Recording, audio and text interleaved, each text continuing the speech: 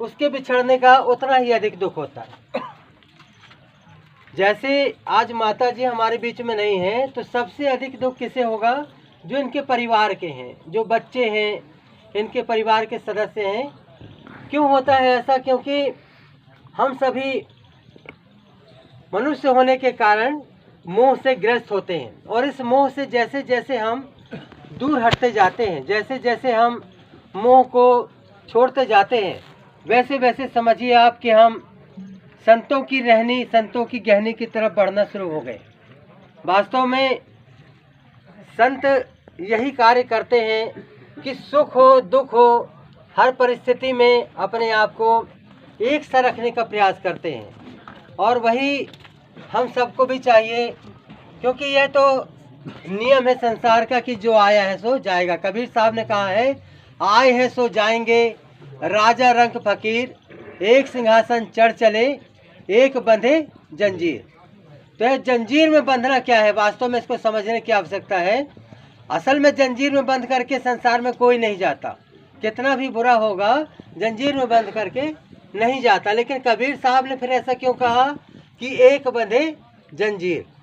तो जंजीर में बंधने का मतलब है कि जब हम बंधनों में इतने जकड़े हुए होते हैं और संसार में आसक्त रहते हुए उन बंधनों का हमारे ऊपर इतना प्रभाव होता है कि हम आखिरी समय में भी भगवान की भक्ति नहीं करते, बल्कि मेरा मेरा मेरा इसी में लगे रहते हैं। मेरा घर, मेरा परिवार, मेरे बच्चे, जब हम इसमें आसक्त होकर के और मृत्यु को प्राप्त करते हैं, यह होता है बंधन में बंध करके और जाना। दूसरा, सिंहासन में चढ़ करके जाना क्या होता है? सिंहासन में चढ़ करके जाना है कि हमने जैसे ही अपने को जान लिया कि अब हमारा समय, मृत्यु कभी भी आ सकती है, तो हम धीरे धीरे धीरे धीरे करके संसार से अपने आप को दूर ले चलें और परमात्मा की भक्ति में लग जाएं। उससे क्या होता है कि कहीं ना कहीं हमारा जो है लोभ, मोह, काम, क्रोध, अहंकार, ये पांचों जो है खत्म होना शुरू हो जाता है। और वास्तव में मोक्ष कहा है, मोह का क्षय। मोक्ष जो होता है वो दो शब्दों से मिलकर के बना होता है, मोह और छा। मोह का अर्थ है मोक्ष और छा का है क्षय, यानी मोक्ष का जब क्षय हो जाए, मोक्ष का जब मिट जाना ही जो है सद्गति को प्राप्त करना है। तो इस तरह से हमें चाहिए कि हम मुक्ति प्राप्त करने के लिए आखिरी समय में कुछ ऐसा कार्य करें जिससे हमारी जो है सद्गति प्राप्त हो। कबीर साहब ने बीजक में कहा है, उनका ग्रंथ मूल है बीजक, और भी बहुत सी वाणियाँ हैं। तो कबीर साहब ने कहा है, पांच तत्व और देह जड़, इसको शरीर को कहा है, पांच तत्व और देह जड़, या को नास्तिक जान, या में रहे या को लखे, सो पारक पहचान। तो कबीर साहब क्या कहते हैं? पांच तत्वों से बना हुआ यह शरीर, यह नास्तिक है, एक न एक दिन जरूर मिटना है, तो इसका अधिक मोह न करो। और इसके अंदर जो रहने वाला है, या में रहे या को लखे, सो पारक पहचान, इसके अंदर जो रहने वाला है, हमें उसको पहचानने की आवश्यकता है। वह आत्मा कहलाती है, वह जीव कहलाता है, और वह कभी भी मरता नहीं है। श्री कृष्ण भगवान ने भी गीता में कहा है, ना जायते मृते व कदाचिन नायाम भूतवा भविता वाना भूये, अजो नित्य शास्त्रोयम पुराणो न हन्यते हन्यमाने शरीर। यानी कि यह आत्मा अजर अमर है, ना तो भूतकाल में कभी मरी है और ना भविष्य में कभी मरेगी। यह कभी ना जन्म ली है और ना ही इसका कभी अंत हुआ है। तो उस आत्मा को हमें समझना है। वह आत्मा एक शरीर से निकल गई और दूसरा शरीर उसने धारण कर लिया। जैसे कि हम, यह हमारा घर है, हम घर से अलग हैं।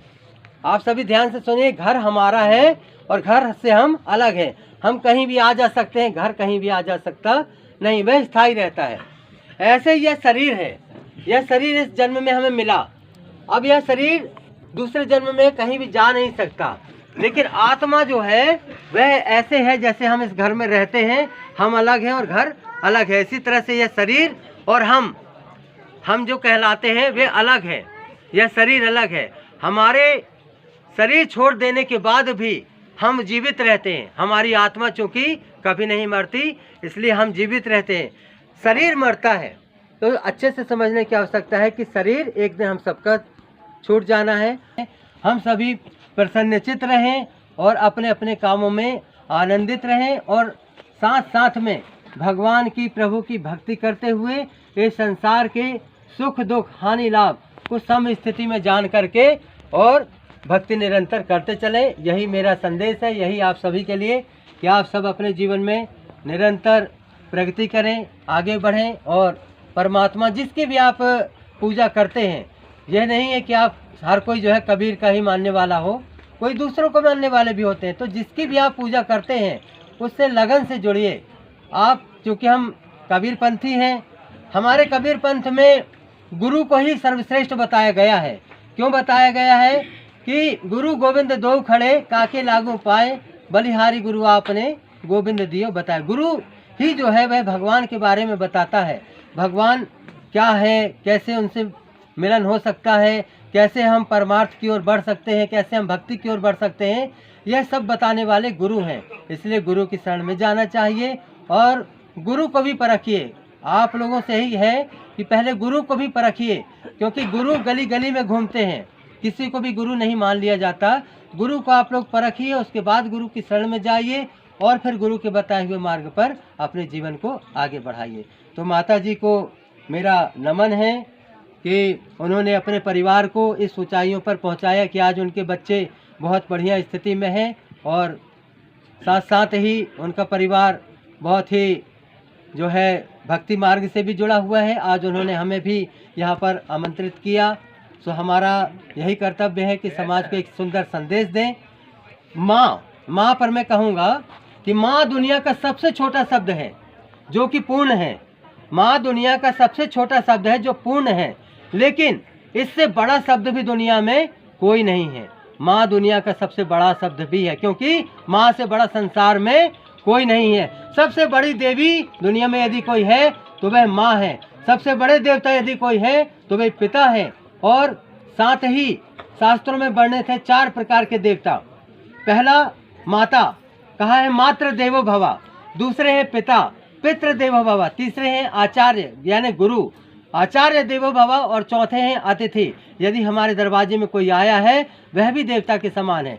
तो इन चारों देवता के बारे में शास्त्रों में वर्णन है और 5वां कोई देवता नहीं है। जिनकी हम पूजा करते हैं वह हमारे एक आराधना का विषय है, हमारे मानने का विषय है, हम जिसकी भी पूजा करें। लेकिन इन 4 देवताओं को ही सर्वश्रेष्ठ बताया गया है, जिसमें माता सबसे श्रेष्ठ है, क्योंकि दुनिया में जन्म देने का जो पावर है, जो अधिकार है, वह केवल माता के पास है। माता ही है जो हमें जन्म देती है और संसार में लेकर के आती है। इसलिए ऐसी माताओं को मेरा नमन है। आखिरी में एक पंक्ति कहूँगा, उसके बाद अपनी वाणी को विराम दूंगा। आप सब भाई बंधु बैठे हुए हैं तो इसे ध्यान से सुनेंगे। माँ की दुआ कभी खाली नहीं जाती, माँ की दुआ कभी खाली नहीं जाती और माँ की बद्दुआ कभी टाली नहीं जाती। माँ की दुआ कभी खाली नहीं जाती और माँ की बद्दुआ कभी टाली नहीं जाती। एक माँ मजदूरी करके 4-6 बच्चे पाल लेती है। एक माँ मजदूरी करके 4-6 बच्चे पाल लेती है, लेकिन 4-6 बच्चों से एक माँ पाली नहीं जाती, एक माँ पाली नहीं जाती। तो हम सभी माताओं को ध्यान रखें, उनका पालन पोषण, बुढ़ापे में ध्यान दें अपने माता पिता पर। यही मेरा आप सभी के लिए आग्रह है, निवेदन है। बोलिए सदगुरु कबीर साहिब की जय। और नहीं तैयारी लग जाए तो बता देना, ये तो तुरंत बंद हो जाएगा। अब मैं चाहूँगा हमारे परम सम्मानीय नथु बाबूजी हैं,